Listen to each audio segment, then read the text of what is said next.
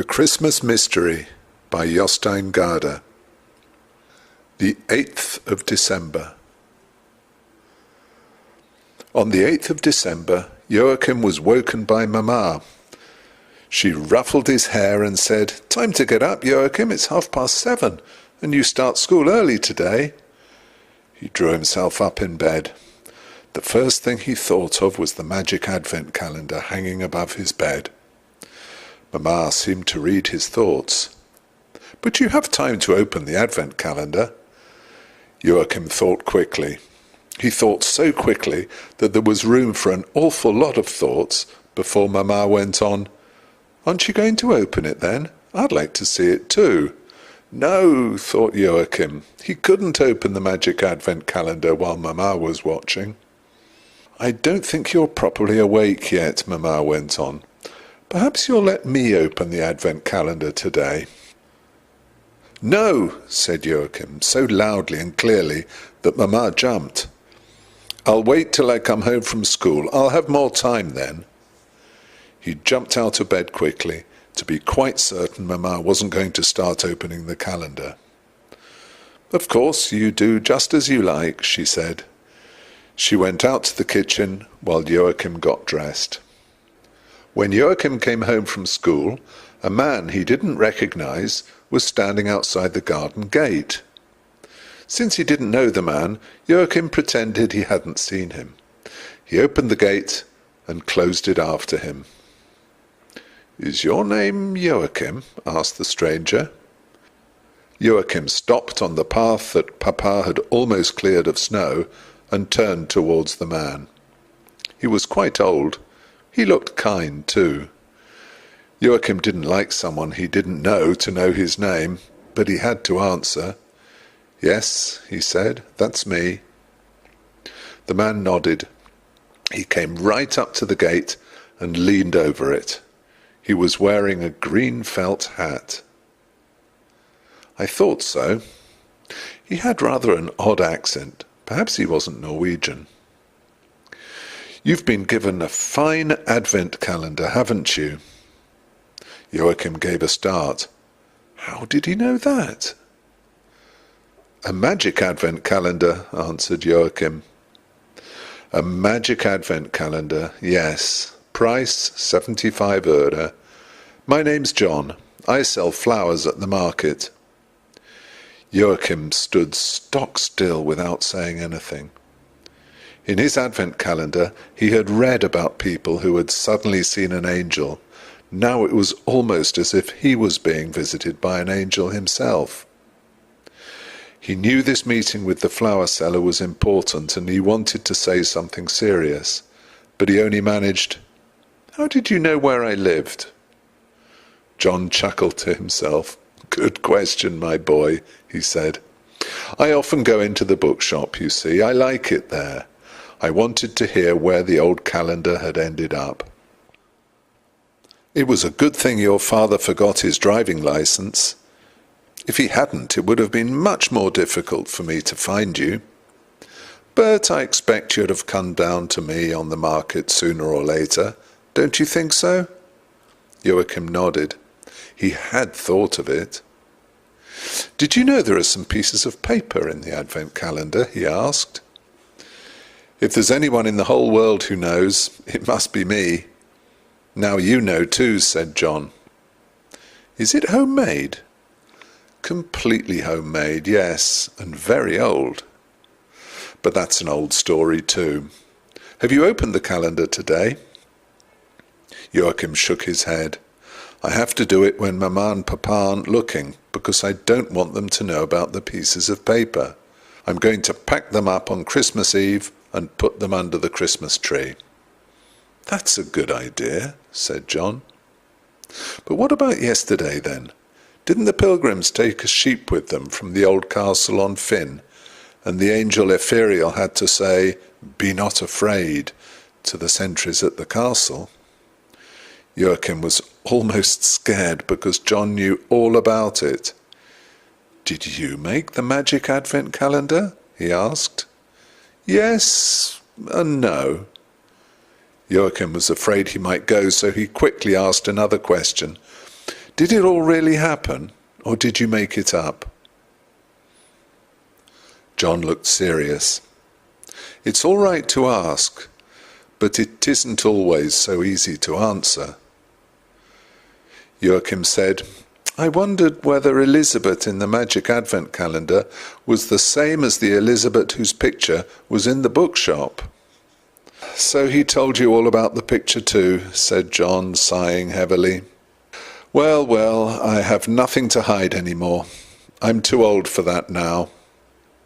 But it isn't Christmas yet, so we'd better talk about Elizabeth another time. He took a step back. Sabet-Tebas, he mumbled to himself. Joachim didn't understand that, but perhaps he hadn't been meant to hear it. Finally John said, I must go now, but we'll meet again, for that old story links us human beings together. He walked away rapidly and soon disappeared.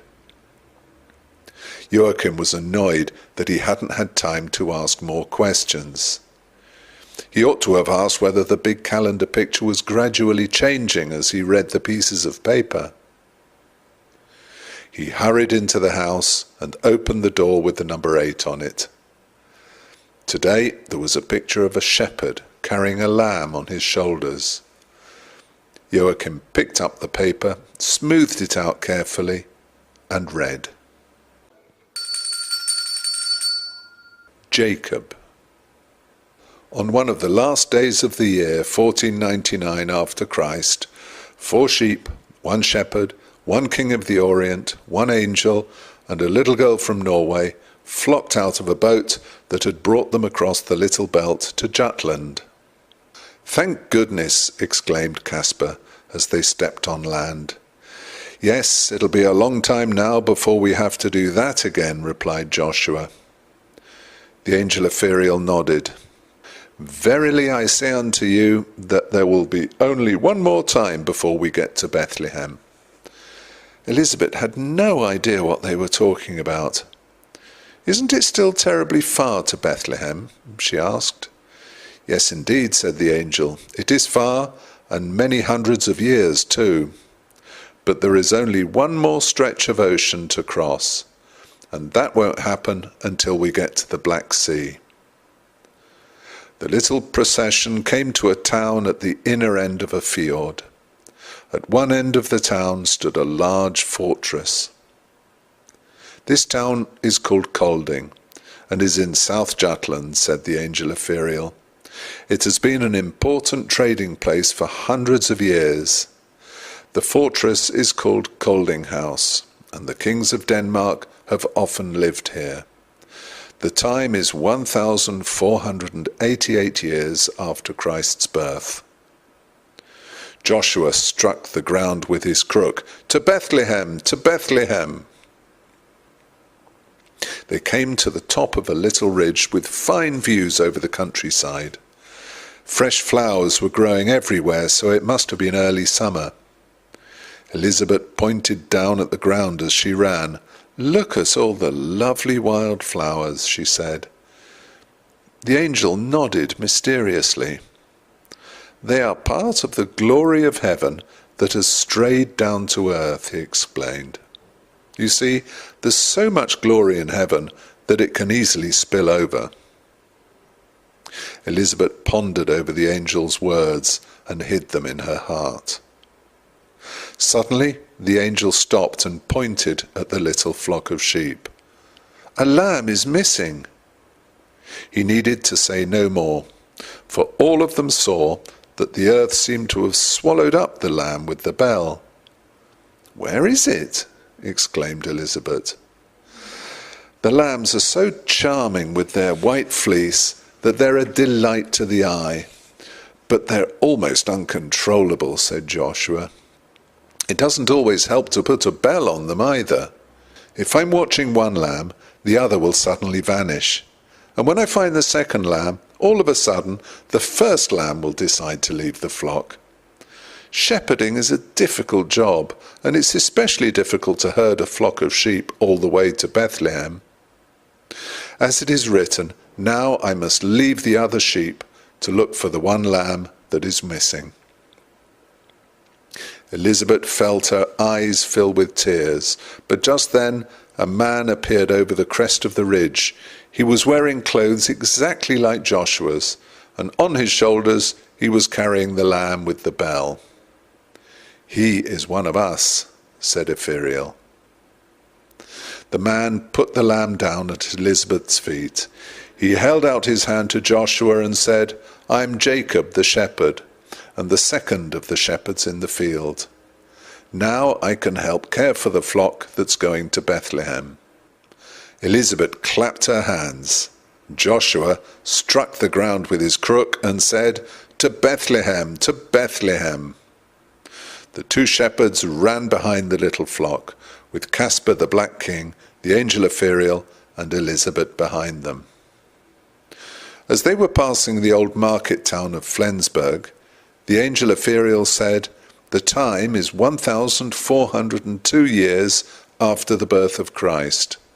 We shall soon be crossing the frontier into Germany and diving down into the depths of the Middle Ages." Joachim stood lost in thought. The angel Ephraim had said that the wild flowers were a part of the glory of heaven that had strayed down to earth, because there's so much glory in heaven that it can easily spill over. Probably only a flower seller could write something like that. He didn't tell Mama and Papa that John had visited him. If he told them that, he would have to give away the secret of the scraps of paper too. Joachim now had so many secrets to keep that he felt his head could split at any moment.